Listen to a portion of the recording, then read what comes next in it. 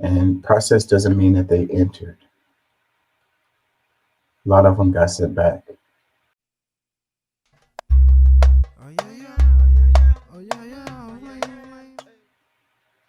Play this one. I'm gonna do this one and we're gonna move on from this immigration stuff. Are we looking at a new civil war? Congressman, as you may have just heard, the White House is considering federalizing the Texas National Guard, which could mean a direct clash at the border between federalized troops and the state authorities. Are we going to see a confrontation? Well, Stuart, that'd be a huge mistake for the Biden administration if they do that. Now we're learning that Texas has already started arresting single adult men and women crossing the border illegally into Shelby Park. Tensions between Texas and the Biden administration have reached a boiling point as the Lone Star State continues to defy an emergency injunction from the Supreme Court and block federal border agents into the state to cut razor wire it's been installing over the past few weeks. 25 other states have signed a letter pledging to support Texas as it installs razor wire on the southern border, with some sending members of their own state and National Guard to assist with the installation process.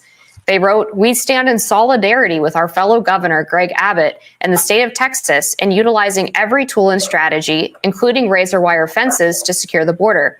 We do it in part because the Biden administration is refusing to enforce immigration laws already on the books and is illegally allowing mass parole across America of migrants who entered our country illegally." But it wasn't just Republicans who backed Abbott's decision to buck the feds. Presidential hopeful RFK Jr. wrote, "Texas is right. Biden's failure to secure the border leaves states no choice but to take matters into their own hands. As president, I will end this humanitarian crisis once and for all. I will secure the border and destroy the business model of the drug cartels. A country without borders is not a country at all." Too bad you don't have any chance to be president. Not everyone was so gung-ho on the Texas move to secure the border. Why are you guys making it easier for people to enter the country illegally? I believe we are. Why do you think we are? Well, you guys sued to cut razor wire that was put in place by Texas officials. So that the Border Patrol could actually do their jobs, but keep going. Well, you won in court, so now what? The Border Patrol Union president is saying the Supreme Court's decision is going to undoubtedly encourage more illegal immigration. Do you guys know better than the Border Patrol Union? The Border Patrol needed access, and that's why we sued to get rid of that razor wire, so that they could do their jobs. And you know what would also help them do their jobs, Peter? More Border Patrol agents. There's an idea. And if you go back to the supplemental request that we put in, there's money in there for some 1,300 additional Border Patrol agents. We want to help them do their jobs. We want to give them more resources. And the answer we keep getting back from House Republicans is no, no, no. Does razor wire work? Does razor wire work for what? Does it work for the Border Patrol to allow them to have the access they need to be able to better process people that are trying to get across the border? I don't think so, and that's why we asked for it to be removed. Yeah, so I think a lot of parts of this people aren't really understanding, and it's like the federal law allows the the federal agents to process the border, and that's the way the law works. And if you have Texas who is blocking agents from being able to do their job on the border, then that's them breaking the law. As far as them being able to put razor wire is a different argument, but if you're blocking the federal agents from being able to do their job, then that is not, that's not lawful. But what is the president's plan? This is happening just weeks after 300,000 people came into this country over the southern border illegally. The razor wire officials down there think was keeping some of them out. And you guys just sued and won to remove it. On behalf of the Border Patrol, who needed to have better access to it. Look, let me go back to your other question. And I know I'm running short on time, so I won't filibuster here, but what's the plan? please look at the stuff we've put forward. The immigration reform legislation that the president put forward on day one, the work we're doing in the region. Just last week, we had Mexican officials here to talk about how together we have and will continue to try to stem the flow of migrants. You mentioned the numbers. No question there's a lot of people trying to make that journey, but it's not just to the United States, it's to other countries in the world, in the region. We're seeing historic movement. Not since World War II have we seen this many people on the move in this hemisphere. And the Mexicans are really stepping up and trying to do more on their southern border to keep that flow going north lower. And we have seen in recent weeks some success at that. The idea that we don't have a plan or a strategy or we're not taking this seriously is just not borne out by the facts. And, again, if the folks on the House Republican side are serious about border security, and they claim they are, then they should act on the supplemental request and, let's negotiate this in good faith. The president has said he's willing to make compromises. He's willing to negotiate in good faith. So let's have that discussion. Texas Governor Greg Abbott refusing to give up control of the Texas border to federal officials, saying the state will not give federal agents full access to Shelby Park today. That ignores a deadline set by the Biden administration, which is today. Instead, Abbott is installing more razor wire following a Supreme Court order allowing federal agents to start removing it. Texas now receiving support from 25 Republican governors, all backing Governor Abbott's border actions, blaming the Biden administration for the crisis. Congressman, as you may have just heard, the White House is considering federalizing the Texas National Guard, which could mean a direct clash at the border between federalized troops and the state authorities.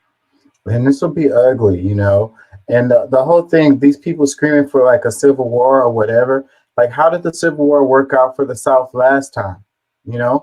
I mean, I guess that these people don't really know their history or whatever. They don't really understand things. I mean, resources is what it's all about, and the South is going to run out of resources. Okay. The federal government is going to have like unlimited resources. So they're going to win this regardless.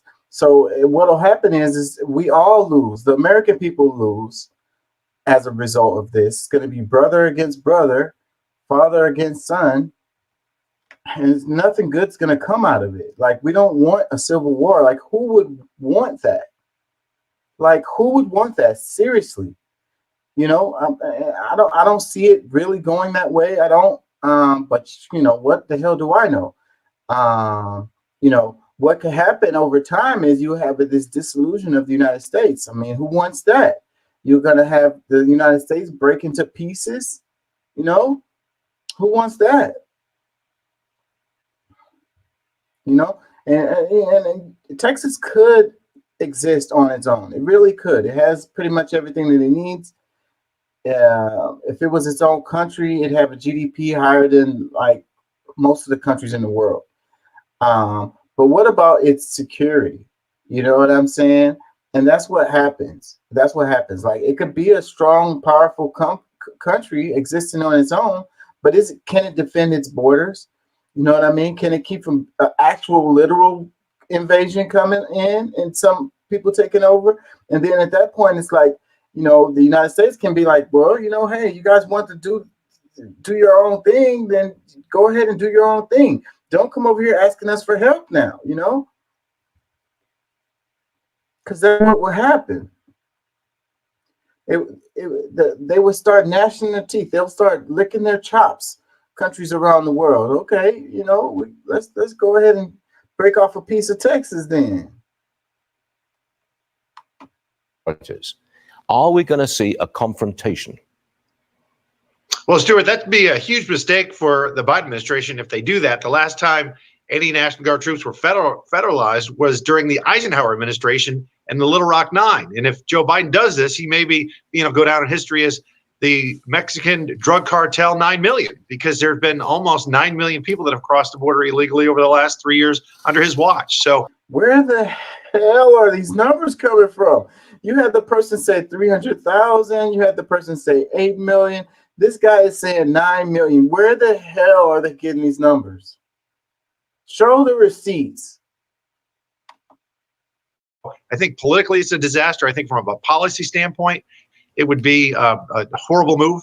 but we'll see. But this administration has done both those things. They've made bad policy decisions, and they've made bad political ones. Well, and the comment he made about federalizing those people, and then the Little Rock Nine, that was like integration.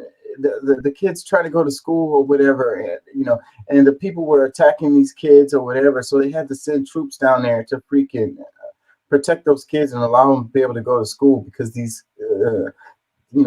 they didn't want to allow integration. They didn't want these little kids to go to school and learn or whatever. So like the people, the regular folks, were giving these people a hard time. So even though it was the law, and these people didn't care about the law. So that's what's crazy, is like they always talking about the law. You must follow the law. Okay, but when the law changes and you don't agree with it, then they gotta freaking send federal troops to freaking protect people, because you don't want to uphold the law anymore, because you don't agree with the law.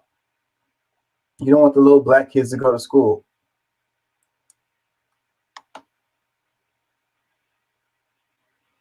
how do you see this playing out? There's got to be some kind of resolution at some stage here. What's the resolution? Well, what would be wonderful is some Trump era policies worked very well. Wait in Mexico. I was down in the border stew a few weeks ago, and the Customs and Border Protection agents were telling us if Joe Biden just instituted the wait in Mexico policy, that we would see a 70% reduction in the flow of illegals to our border. But he refuses to do that. He has the power, he has the tools at his disposal right now under executive authority to solve this, not even crisis anymore, really. It's a cataclysm. He chooses not to. It boggles my mind. The Senate discussion, the Senate border discussion, looks likely to collapse because Trump says it's meaningless. That's the impact of Trump's surge on Congress. He's going to wreck, and I'm not saying this is bad or good, but he is going to make those talks collapse on the border. He doesn't want them to come to any solutions before he becomes president, because then it will go under Biden as something that Biden accomplished or whatever. So then that's what this is all about. It's really just all politics. And does he really care about the American people, or does he really care about the border being secure or whatever? He cares more about the optics of it.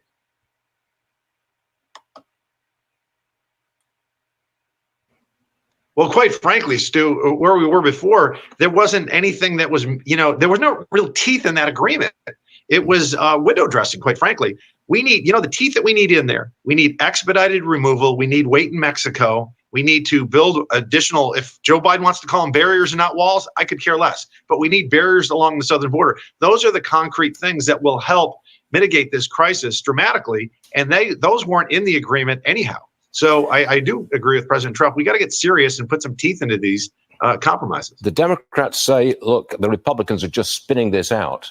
They don't want a solution. They want a political issue for the election, and they're exploiting this as a political issue. That's exactly what's happening. What's your response to that? They couldn't be more wrong. And you know what? If the Democrats didn't have double standards, Stuart, they wouldn't have any standards at all. That is ridiculous. I'm an American. I'm a Texan. I want to see this border crisis solved forthwith. We were talking about it back when it exploded in February of 2021. Yep. And it's really simple. Hey, Democrats, encourage Joe Biden to reinstitute wait in Mexico. That will solve it right there. I don't know one Republican in Congress that doesn't want to see this resolved. That's just a political pandering to their left-wing base. It's not true, and it's quite frankly absurd. I'd like to see how this thing's going to pan out over this week. Okay, well, the proof will be in the pudding. If you guys actually get something done about this before the election is over, then we can say that this is not true. But if nothing happens before the election is over, then we can say that you guys were full of shit.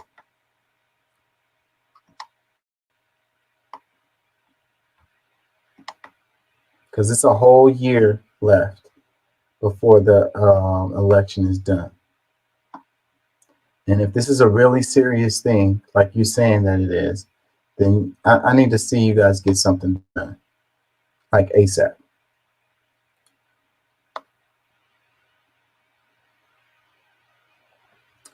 It says, the caption says, Texas border battle. Texas prepared in unlikely event Biden federalizes the National Guard. Border standoff between Texas feds intensifies as governor defies Supreme Court ruling. Texas arrests migrants. This is not over, Texas Governor Abbott said in a social media post. Despite the U.S. Supreme Court siding with the Department of Homeland Security to allow federal border officials to cut state-installed razor wire along the Rio Grande, Texas Governor Greg Abbott and State Attorney General Ken Paxton said the larger legal battle between Texas and the Biden administration is far from settled. Texas keeps adding razor wires. So the Supreme Court said that they could cut the razor wire, but they didn't say anything about Texas putting the razor wire up. So you've got the federal agents cutting wire, and then you got Texas continually putting more up. So that's what you got going on. What a silly freaking situation. It's like children. It says Texas state law passes allowing state police to arrest immigrants. The Texas House passed legislation earlier making it a state crime to illegally cross the southern border, empowering state and local police to arrest and in some cases deport illegal immigrants in what the bill's supporters claim is a response to federal inaction. Senate Bill 4 gives local and state government the authority to arrest illegal immigrants who enter Texas from Mexico between official ports of entry.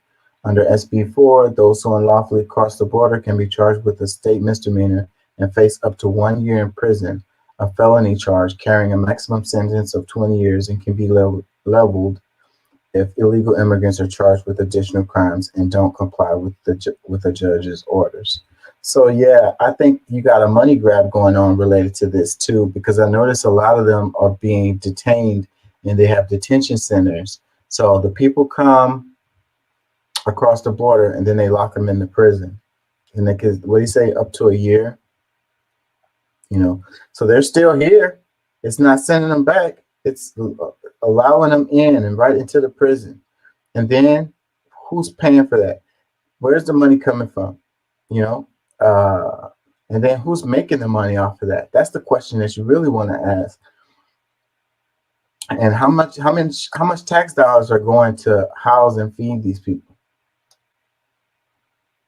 It says the bill also authorizes state judges to deport illegal aliens to Mexico rather than pursue prosecution under federal law.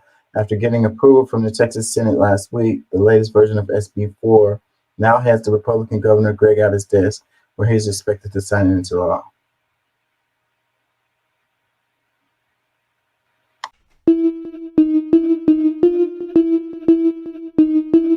me break this down for you in less than 3 minutes. Go to DonaldJTrump.com. Click on Agenda 47, and there you'll find a bunch of videos.